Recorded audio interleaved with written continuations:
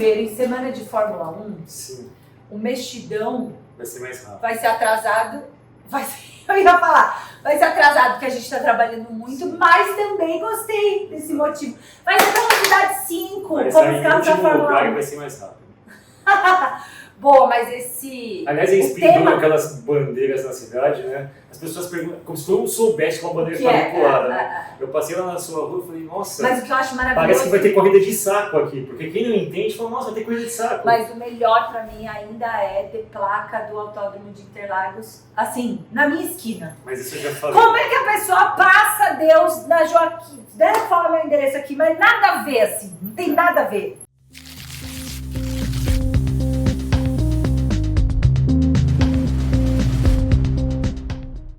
Sierra é o nome da empresa que foi avaliada em 4,5 bi. Ela se chama Sierra, é de um dos executivos fundadores da Salesforce.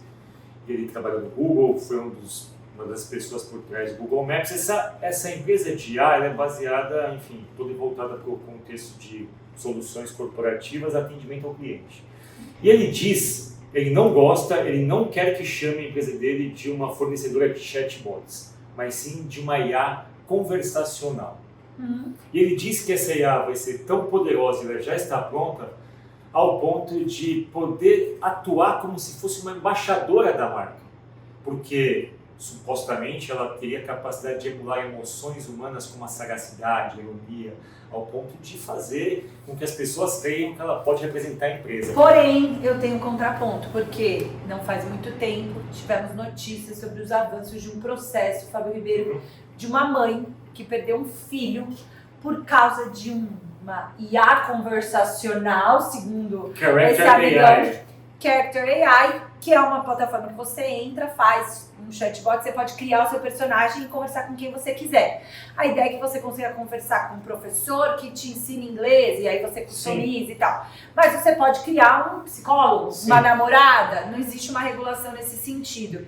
E um guri se matou, alegando, né, e eles têm os logs dessa conversa, e um guri se matou alegando que ele não ia conseguir lidar com o fato de não conseguir satisfazer, se relacionar, essa relação que ele tinha nutrido com o chatbot que ele criou na Character AI, e a mãe está processando a empresa falando que a culpa é deles e querendo, obviamente, criar essa jurisprudência. Então, ao mesmo tempo que temos Sierra potencialmente sendo avaliada aos bilhões, milhões, a bilhões, gente vê... 4,5 bi, é isso mesmo. Bilhões. Ninguém fala de bilhões mais. Isso é uma coisa tão dos anos 80. Ai, que horror.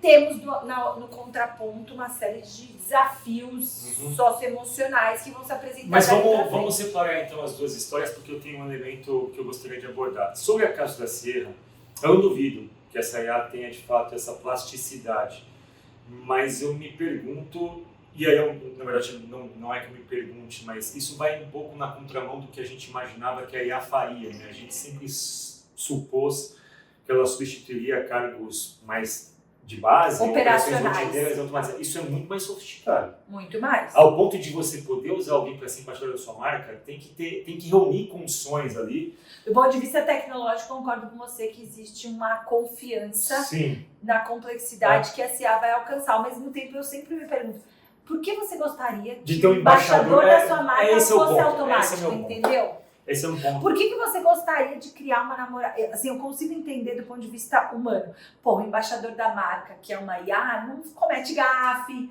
não trai ninguém, não causa nas redes sociais também, e tal. Né? Tipo, ao mesmo tempo, é isso que nos faz humanos. Exato. Mas vamos lá, esse é o meu ponto. Sobre a questão da Character AI, tem uma reportagem do New York Times que tem uma pergunta. Can AI be blamed for a teen suicide? Pode a IA ser culpada pelo assassinato de um adolescente? E eu fiz uma coisa, tipo um insight na corrida. Ontem eu botei um caso e falei, essa é uma pergunta, né? Deixa eu perguntar para a própria IA. E eu coloquei no chat GPT a pergunta.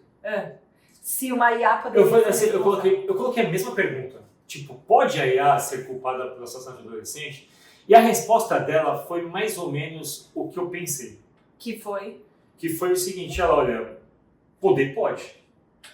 Porque, de fato, existem algoritmos que são construídos de forma a criar dependências. As estruturas, ele colocou isso de forma mais técnica, até eu estou com a consulta aqui, inclusive. Pode sim, porque dependendo do design do algoritmo, isso pode criar um conjunto de dependências emocionais e se retroalimentar e levar a situações extremas. Mas, e aí esse mas é exatamente o que eu coloco, por mais que seja apetitoso, né, você fala, é culpa da IA? Calma lá, né? Vamos lá. Vamos usar técnicas de resolução de problemas aqui, investigação de causa raiz, 5 porquês, né? Essa criança, ela está na internet e aí as discussões elas se cruzam, E talvez né? seja anterior, Tem né? uso de tela, tem supervisão dos pais, tem um mercado regulatório que talvez não tenha avaliado esse produto de forma suficiente e tal. Tem uma série de elementos que se combinam e aí a notícia de fato ela é poderosa. Pode a IA ser culpada? Olha, se você quiser você pode, mas é também simplificar muito o diagnóstico do problema. Esse garoto de fato, e eu entendo um pouco disso, do que pode levar, não do garoto especificamente, mas eu entendo do que pode levar uma pessoa na solidão a recorrer a alguma coisa que crie confortos. Todos nós aqui temos problemas de solidão, alguns sofrem de depressão, e nessas horas, cara, se você tem ali alguém ou algo que te dê um conforto, eu não consigo condenar, assim. Agora, o tempo que ele está exposto a isso, a idade, eu fiz um paralelo com não, o a Antônio. criação, o ambiente, será Assim, que a mãe não conseguiu antever? E a mãe culpar, eu também entendo a mãe. Total! Só que, embora eu acho que, tipo, não é por aí que a gente vai resolver as coisas. Não, esse é o fim, eu acho que Exato. o seu ponto faz todo sentido. Meu Esse ponto é o fim. O meu ponto aí, eu vou fazer uma divagação que eu escrevi sobre, mas eu acho que talvez eu consiga fazer de um jeito que todo mundo entenda. O Antônio Cícero, que é o poeta brasileiro, recorreu a suicídio assistido. Semana passada. Tema quente e polemiquíssimo. Deixou uma carta. E aí na carta dele, o que ele diz é o seguinte, olha, se eu não posso, ele está com Alzheimer, já está avançando, ele falou, se eu não vou poder lembrar do que eu faço, eu não quero viver. É uma questão de memória. A vamos levar isso, carta ela é simples, mas ela é muito forte. Vamos trazer isso para o contexto de memória. Assim, o fato dele não conseguir armazenar memória, aquele sistema meio que tipo, cara, meu sistema já não faz mais sentido. É um sistema que, na incapacidade de processar memória, decidiu que não é mais tempo dele aqui na Terra. O outro, o caso do garoto, esse garoto sequer tem memórias. É um sistema quase virgem. Se a gente for analisar o garoto como um sistema, como um hardware, o hardware do Antônio Cícero estava cheio de informações, estava cheio de... já estava saturado. E ele falou, cara, acho que não vale mais a pena... Na cabeça dele. O hardware desse garoto não tem informação nenhuma. Mas eu acho que e aí não tem memória. Só que o hardware dele, aí quando fazer um paralelo de hardware e software, o hardware dele não está preparado para esse software. Exato.